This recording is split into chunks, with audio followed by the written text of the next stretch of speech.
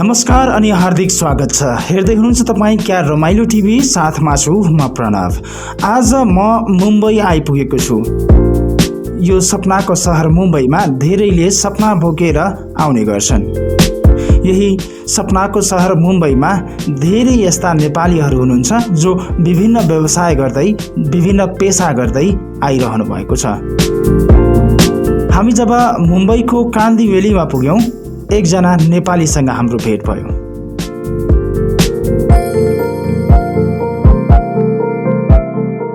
उनी पेसाले चौकीदारी गर्छन् र गायक पनि हुन्।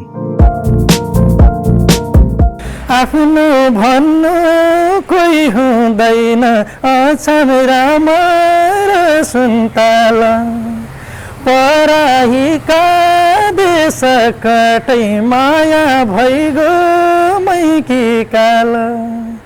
आफ्नो भन्नु कोही हुँदैन। 3-4वटा नेपाली गीतहरू उनले गाइसकेका छन्।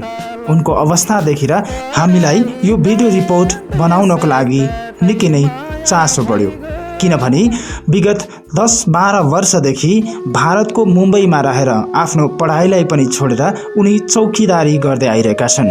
मुम्बईको कान्दिवलीको एक अपार्टमेन्टमा उनी चौकीदारी गर्छन्, अर्थात् गेट पाले गर्छन्।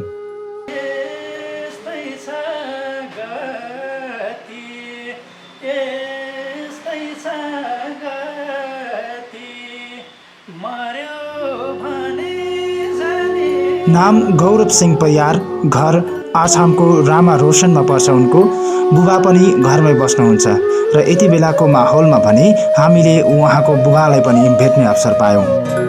गौरव सिंह परियार मुम्बईमा रहेर गीत सङ्गीत सँगसँगै चौकीदारी पनि गर्छन्।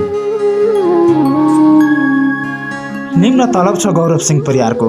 घरको जेठा छोरा भएका यिनी आफ्नो घर धान्नकै लागि भए पनि जागिरको सिलसिलामा परदेश आएको बताउँछन्। म अहिले विशेष गरी वाचमनीमा खाइरहेको छु। मैले वाचमनी काम गरिरहेको छु। यहाँनिर मसँग अलवाई छाडै छैन। हामीभन्दा अब धेरै पढेको मान्छे। गौरवले आसपासका सबैलाई आफ्नो स्वरबाट मन्त्रमुग्ध पनि बनाएका छन्।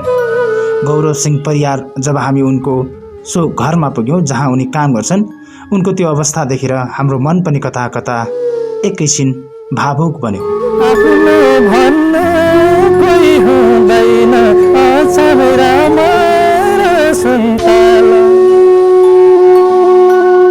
हामी पुग्दै गर्दा उनी पसल गएका रहेछन्।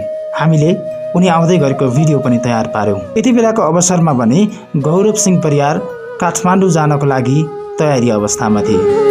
पारिवारिक समस्याका कारण उनी काठमाडौँ जाँदै थिए। रात्रि बस चढेर उनी नेपालगञ्ज हुँदै काठमाडौँ पुग्ने बताइएको थियो। यसै क्रममा उनको सो जागिर बिदा नदिएकोले उनले घरबाट बुबालाई बोलाएर 3 महिनाको लागि बुबालाई जागिरमा राखेर आफू काठमाडौँ लाग्ने बताएका थिए। यिनी हुन् गौरव सिंह परियारका बुबा। 3 महिनाको बिदाको लागि छोराको स्थानमा यी बाबुले अब जागिर खाँदैछन्। गौरवको यो अन्तर्वार्ता निकै नै फरक खालको छ। गौरवको पीडाहरू सुनेपछि तपाईँको मनमा पनि चसक्क हुन्छ होला सायद। गौरवको कथा आफ्नै किसिमको छ। जब गौरव र मेरो पहिलोपटक भेट भयो, गौरवले सुनाएका त्यो कथाले गर्दाखेरि म आज गौरवलाई यहाँ खोज्दै आइपुगेको छु। यो माहौल मिलेको छ।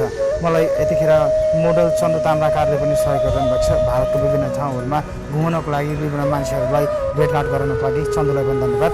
र अब हामी थप कुराकानी गौरवसँगको राख्नेछौँ। हामीलाई हेर्दै गर्नुहोला। सक्छौँ हामी यो भिडियोलाई धेरैभन्दा धेरै सेयर गरौँ र गौरव सिंह परियारलाई सपोर्ट पनि गरौँ। यस्ता धेरै नेपालीहरू हुनुहुन्छ मुम्बईमा जो चौकीदारी गरेर होस्, अरूको गाडी धोएर होस्, होटलमा काम गरेर होस्, विभिन्न पेसा अँगालेर बाँच्दै आएका छन्। यिनै पीडाहरू पनि गौरव सिंह परियारको मुखबाट अब हामी सुन्नेछौँ। गौरव सिंह परियारलाई क्यारमाइलो टिभीमा स्वागत छ। धन्यवाद। हजुरहरूलाई एकदमै आरामै छु दाइ। हजुर आरामै हुनु पर्यो।